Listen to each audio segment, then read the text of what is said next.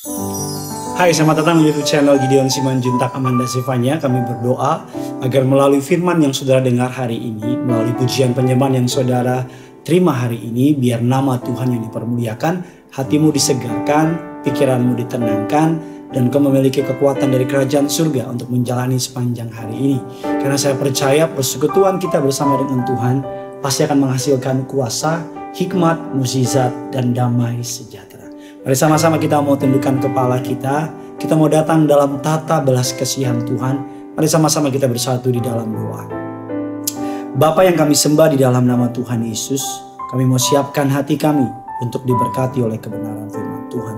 Hamba-Mu berdoa agar melalui firman yang kami dengar hari ini, kami boleh dikuatkan, kami boleh diteguhkan, kami boleh disegarkan. Pakai hamba-Mu untuk boleh menjadi saluran berkat. Lidah, bibir, perkataannya boleh mendidik umat-Mu di tempat ini. Bahkan agar melalui perkataannya, perkataan dari surga mengalir dalam setiap kata kalimat yang keluar. Hikmat Bapa di surga memberkati setiap kami. Hamba cuman alat, hamba cuman saluran berkat.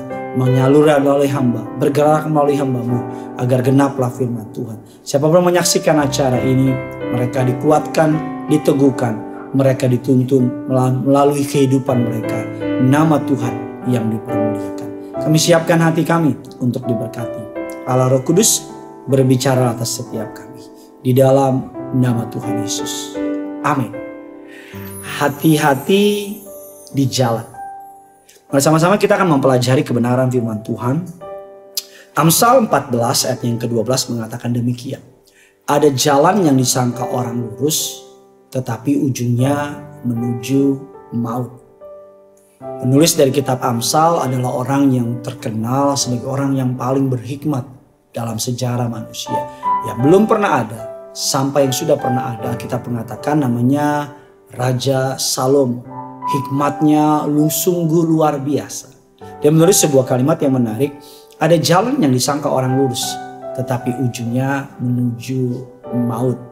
Seringkali membuat orang celaka adalah bukan jalan yang rusak, bukan jalan yang kecil. Tapi seringkali membuat orang celaka adalah jalan yang besar, lebar, bahkan mulus. Karena kelihatannya jalan yang rusak, jalan yang kecil atau jalan yang hancur akan membuat kita waspada. Akan membuat kita berhati-hati. Tapi jalan yang lebar, yang luas dan mulus akan membuat kita berpikir, oh baik-baik saja, aman-aman saja. Dalam kehidupan juga seperti itu. Kita akan waspada ketika tantangannya berat. Kita akan waspada ketika masalah berat sedang menimpa kita. Tapi akan menjadi membuat kita terlena, kurang waspada, cenderung mengandalkan hikmat kita sendiri. Ketika kita keadaan kelihatannya terkendali, tawarannya kelihatannya bagus, gajinya bagus, perusahaannya bagus, bahkan orang-orang yang menawarkan juga anak-anak Tuhan dan sebagainya. Tanpa bermaksud saudara dan saya untuk tidak mempercayai hal-hal yang bagus, tapi yang mau saya bilang adalah tidak semua yang baik itu kelihatan baik, tentunya lebih tepatnya tidak semua yang kelihatannya baik datang dari Tuhan. Karena iblis pun seringkali mengimitasi pekerjaan Tuhan. Dia tawarkan segala sesuatu yang kelihatannya baik, tapi di belakangnya ada jebakan yang mengerikan. Contohnya paling gampang dunia kenal dengan istilah pinjol, pinjaman online. Ada banyak orang memakai pinjol, tentunya pinjol-pinjol yang ilegal.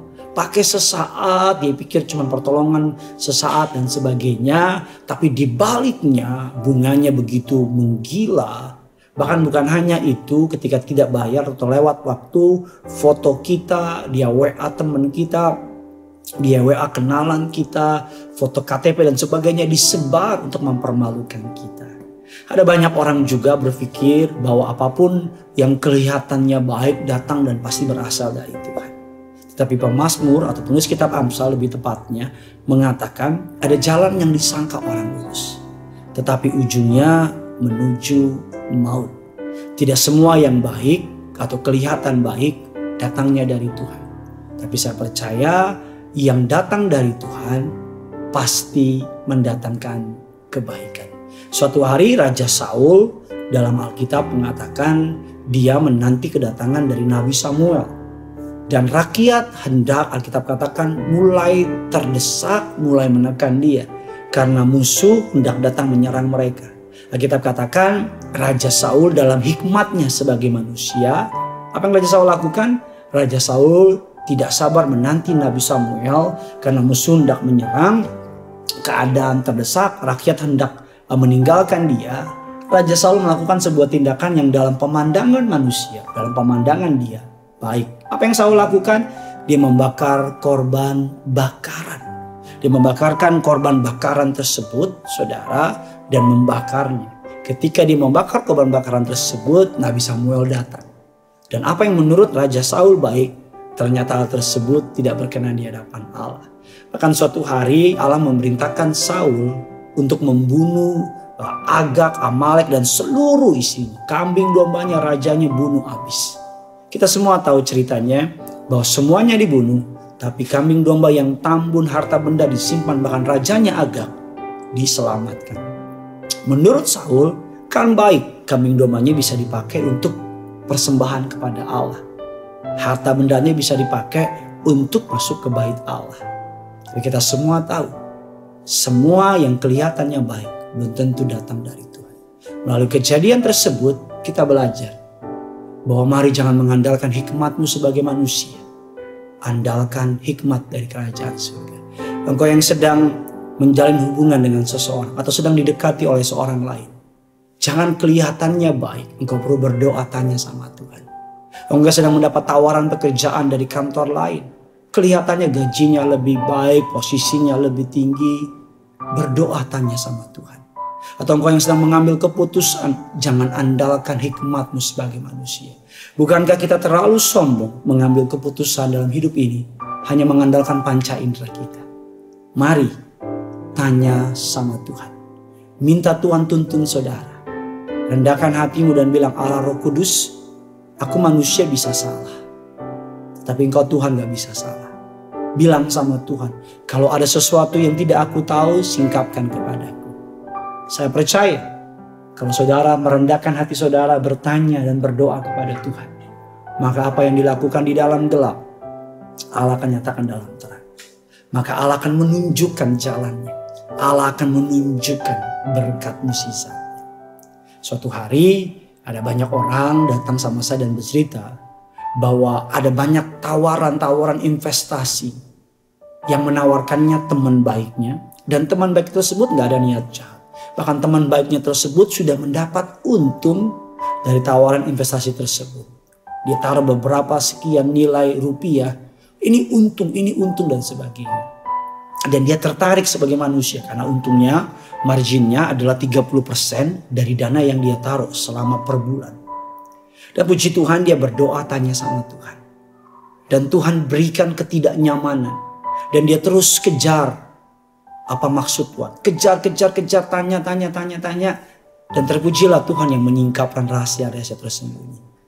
Tuhan bilang sama dia, no. Dan berbagai pembacaan firman dan berbagai macam kejadian. Walaupun dia tidak tahu kenapa Tuhan bilang no. Walaupun dia merasa ini bakal rugi banget karena beberapa temannya udah ikut dan untungnya besar. Tapi dia mau taat sama Tuhan. Dan orang bilang bodoh, orang bilang aduh ini lo sayang banget dan sebagainya.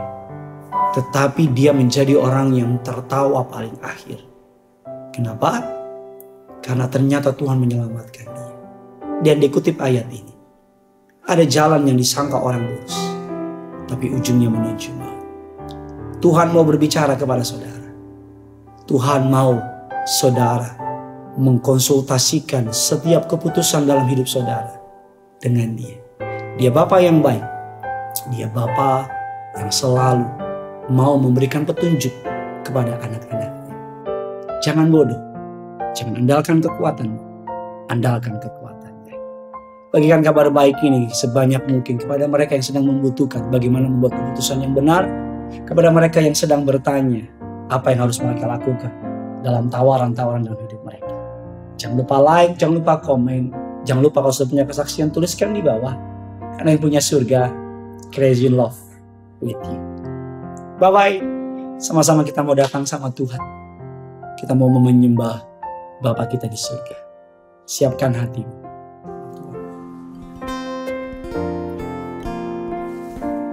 Sungguh indah Kau Tuhan, penuh kasih dan sayang. Kau tempat penghiburan bagi setiap hati yang terluka. Sungguh indah Kau Tuhan, menara perlindungan.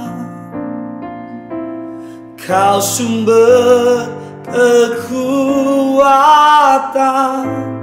bagi semua orang yang membutuhkan.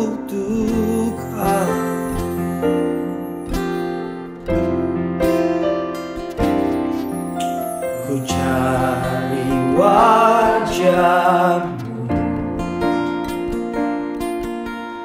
temukan kasih-Mu. Kau bukan Tuhan yang jauh dariku. Dipanggil nama-Mu, ku panggil nama-Mu, dengar jawab-Mu Tuhan. Sambil angkat tanganmu siang hari ini, bilang sama Kau Tuhan yang selalu dengar seruan hatiku. Sama-sama dengan sama. Sungguh indah Kau Tuhan, penuh kasih dan sayang.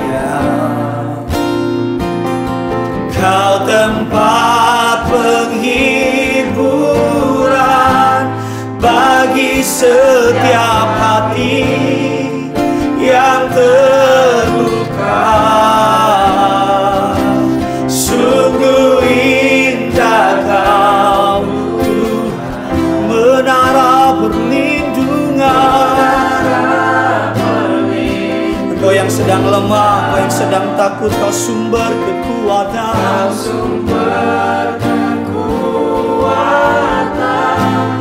Bagi semua orang yang membutuhkan. Mari sama-sama dimanapun kau berada, sambil angkat tanganmu, dan sama-sama bilang sama Tuhan, sungguh indah, sungguh indah Kau Tuhan, penuh kasih dan sayang. Penuh kasih dan sayang. Kau tempat penghiburan bagi setiap hati yang terluka. Sungguh indah Kau Tuhan, menara perlindungan. Sumber kekuatan. Kau sumber kekuatan bagi semua orang yang membutuhkan. Sambil angkat tanganmu dua-dua, datang sama Tuhan, bilang sama Dia, sungguh indah Kau Tuhan, sungguh indah Kau Tuhan, penuh kasih dan sayang. Penuh kasih dan sayang. Kau tempat penghiburan bagi setiap hati yang terluka. Sungguh indah Kau Tuhan, menara perlindungan, menara perlindungan. Kau sumber kekuatan.